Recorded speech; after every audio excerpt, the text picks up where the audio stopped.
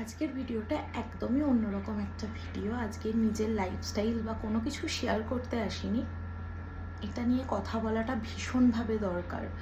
কালকে রাত্রিবেলায় যখন জানতে পারলাম পেহেলগাম কাশ্মীর অ্যাটাকটা, তারপর থেকে না নিজের মন, নিজের ব্রেন কোনোটাকেই না কন্ট্রোলে আনতে পারছি না। এতটাই বিধ্বস্ত, এতটাই অসহায় বোধ করছি। অনেকেই তোমরা আমাকে বলো যে দিদি তোমার ভয়েসটা খুব ভালো, বাট আজকে না আমি খুব একটা কথা বলার অবস্থাতেও নেই, আর কথা সাজিয়ে গুছিয়ে বলতেও পারছি না। জানি না, আমার এখানে না আটকে যাচ্ছে কথাটা। এই দুদিন আগেই না, 2-3 দিন হলো আমি কেসারি পার্ট 2 যেটা নিউ চ্যাপ্টার, ওটা দেখে এলাম।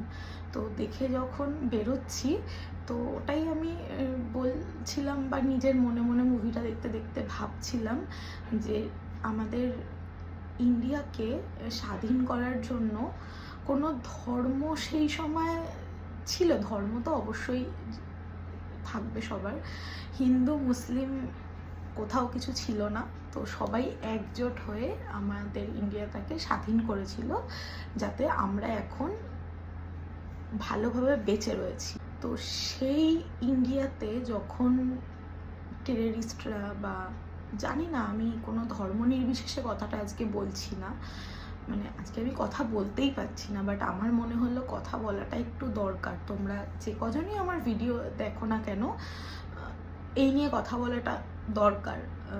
আমি হিন্দু মুসলিম খুব একটা মানি না, মানুষ সবার ওপরে, ধর্ম তো আছে যার যার যার ধর্ম যার কাছে। কিন্তু এই বিগত কয়েকদিন ধরে যে হিন্দুদের ওপর যে অত্যাচারগুলো হচ্ছে, সেটা দেখে আমার মনে হলো একটু কথা বলাটা উচিত। এই সব ব্যাপারগুলোতে আমার মনে হলো যে এবার হিন্দুদের একটু জেগে তাকানোটা উচিত। আজকে আমি কথা বলতেও আসিনি, বা আমি কোনোদিনও অন্যান্য কালচার বা অন্যান্য ধর্ম নিয়ে আমি খুব একটা, যার ধর্ম আমার কাছে হচ্ছে মানুষ জাতি সবার আগে, সেটা মুসলিম হোক, হিন্দু হোক, খ্রিস্টান হোক, যে কোনো ধর্মই হোক না কেন। আমার ধর্ম যেমন আমার কাছে রেসপেক্টেড, অন্য কারোর ধর্ম অন্য কারোর কাছে রেসপেক্টেড। আমাদের আর্মিদের, ইন্ডিয়ান আর্মি বলো, সবার ওপর আমার অশেষ, আমার না আজকে একদম আমি একদম কথা বলতে পারছি না। আজকে তোমরা বুঝতে পারছো কথাগুলো কেমন আটকে আটকে যাচ্ছে। তো আমি এটাই প্রে করি সবার কাছে যে ইন্ডিয়ান আর্মি, টেররিস্টরা তাদের রিটার্ন গিফট ডেফিনেটলি পাবে। তো প্লিজ হিন্দুইজম, একটু wake up fall for all the Hinduism. এখানে হিন্দু মুসলিম আমি খুব একটা ডিফারেন্স করব না, কারণ ধর্ম যার যার, মনুষ্যত্ব সবার। আর সব থেকে খারাপ লাগলো এটা,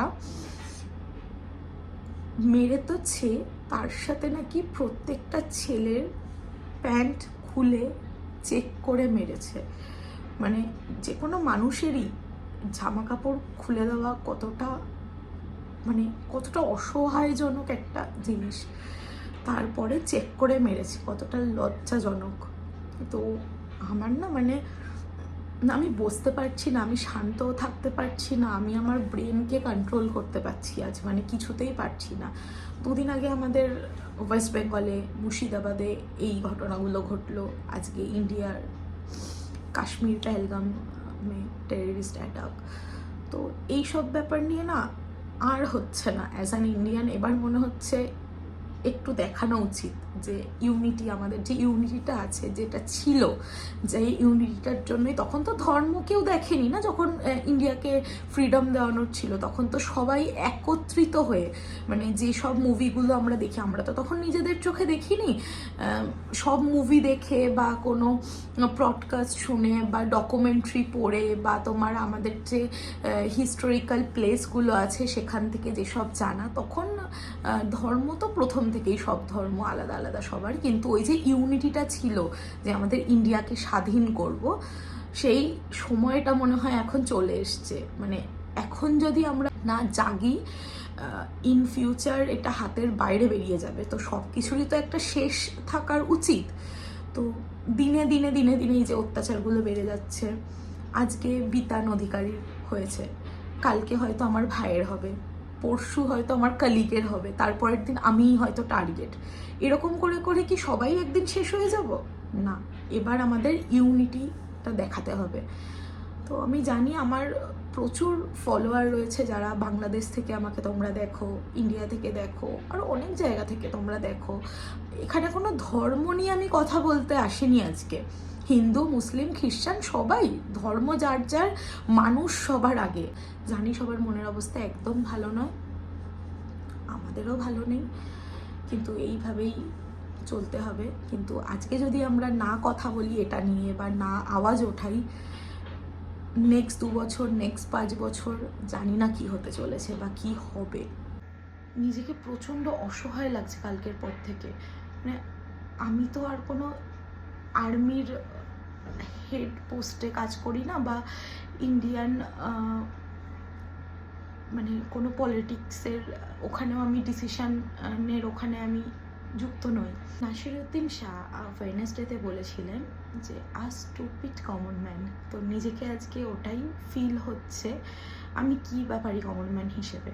আমি ট্যাক্স পে করি, আমি যে রুল রেগুলাইজেশন যেগুলো তৈরি করেছে ইন্ডিয়ান গভর্নমেন্ট সেটাই ফলো করি।